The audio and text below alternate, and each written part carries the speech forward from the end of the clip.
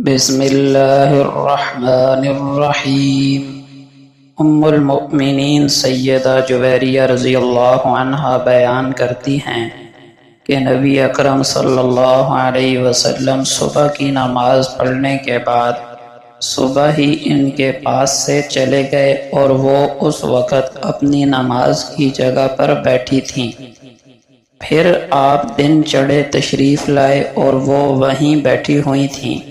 آپ نے فرمایا، کیا جس وقت سے میں تم کو چھوڑ کر گیا ہوں تم اسی طرح بیٹھی ہوئی ہو؟ حضرت جویریہ رضی اللہ عنہا نے عرض کیا، جی ہاں۔ تو نبی اکرم صلی اللہ علیہ وسلم نے فرمایا، میں نے تمہارے بعد یعنی تم سے جدا ہونے کے بعد 4 ایسے کلمے 3 بار کہے ہیں کہ جو کچھ تم نے صبح سے اب تک پڑھا ہے، اگر اس کا ان کلمات کے ساتھ وزن کرو تو ان کلمات کا وزن زیادہ ہوگا۔ وہ کلمات یہ ہیں: سبحان اللہ وبحمدہ عدد خلقہ ورضا نفسہ وزینۃ عرشہ ومداد کلماتہ۔ نبی کریم صلی اللہ علیہ وسلم کا پاک ارشاد ہے، نیکیوں کے لیے جلدی کرو ان فتنوں کے آنے سے پہلے کہ جو اندھیری رات کے ٹکڑوں کی طرح سیاہ ہوں گے۔ ایک شخص صبح کو مومن ہوگا تو شام کو کافر ہو جائے گا، شام کو مومن ہوگا تو صبح کو کافر ہو جائے گا۔ اپنے دین کو تھوڑے سے سامان دنیا کی خاطر فروخت کر ڈالے گا۔ فائدہ: نیکی کا کوئی موقع ضائع نہیں کرنا چاہیے، بلکہ اسے غنیمت جان کر نیکی فوراً کرنے کی کوشش کرنی چاہیے، چاہے وہ نیکی بظاہر چھوٹی ہی معلوم کیوں نہ ہو رہی ہو، اس کو بھی ترک نہیں کرنا چاہیے۔ نبی کریم صلی اللہ علیہ وسلم کا پاک ارشاد ہے، کسی بھی نیکی کو حقیر نہ جانو، اگرچہ اپنے بھائی کے ساتھ خندہ پیشانی سے ملنا ہی کیوں نہ ہو۔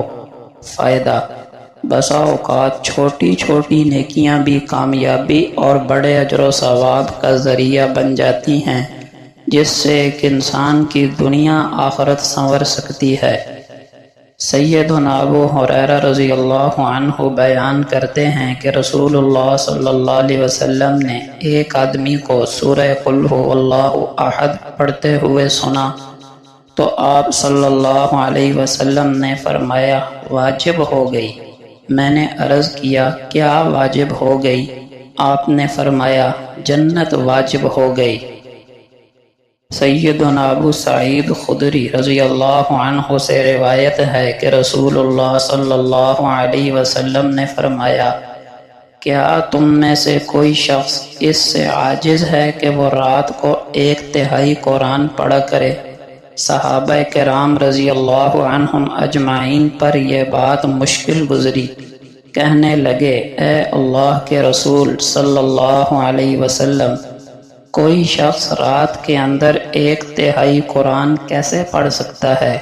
تو آپ صلی اللہ علیہ وسلم نے فرمایا، سورہ قل ھو اللہ احد 1/3 قرآن کے برابر ہے۔ سیدنا ابو امامہ رضی اللہ عنہ بیان کرتے ہیں کہ رسول اللہ صلی اللہ علیہ وسلم نے فرمایا، جو شخص ہر نماز کے بعد آیت الکرسی پڑھے، اس کو جنت میں داخل ہونے سے سوائے موت کے کوئی چیز نہیں روک سکتی۔ نبی کریم صلی اللہ علیہ وسلم نے فرمایا، اکثر طور پر عذاب قبر پیشاب کی چھینٹوں سے نہ بچنے کی وجہ سے ہوتا ہے۔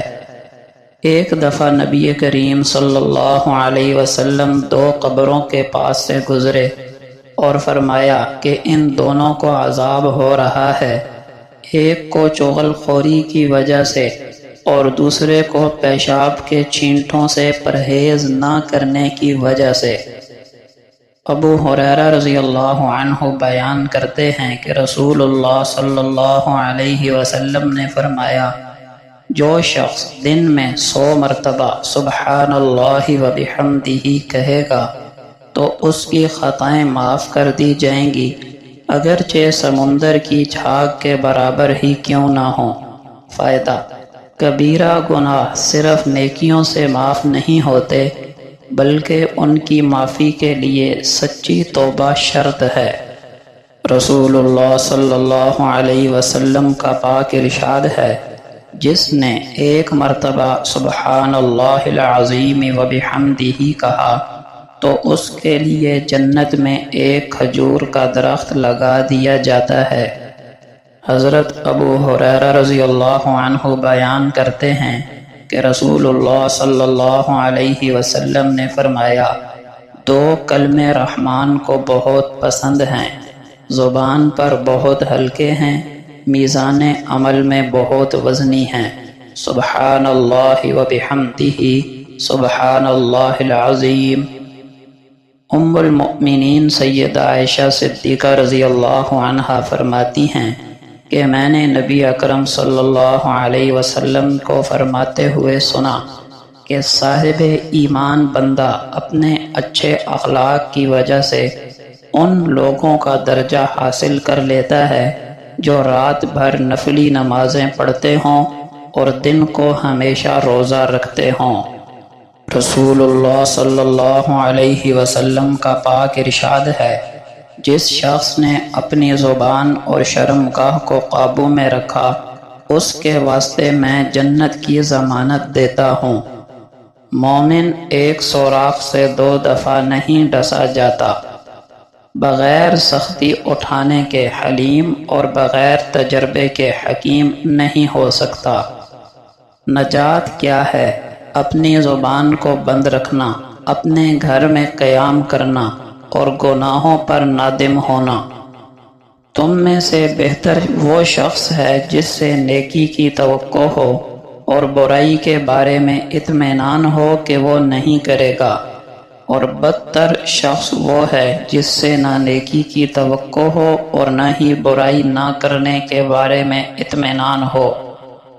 ایمان 2 نصف ہیں، نصف صبر اور نصف شکر۔ صبر ایمان سے ایسے ملا ہوا ہے جیسے سر جسم سے۔ جس نے کسی ظالم کی مدد کی، اس نے گویا غضب الہی خود اپنے سر لے لیا۔ جو شخص اپنے مال کی حفاظت کرتا ہوا مارا جائے وہ شہید ہے، جو اپنی جان کی حفاظت کرتا ہوا مارا جائے وہ بھی شہید ہے، جو اپنے دین کی حفاظت میں مارا جائے وہ بھی شہید ہے، جو اپنے اہل و عیال کی حفاظت میں مارا جائے وہ بھی شہید ہے۔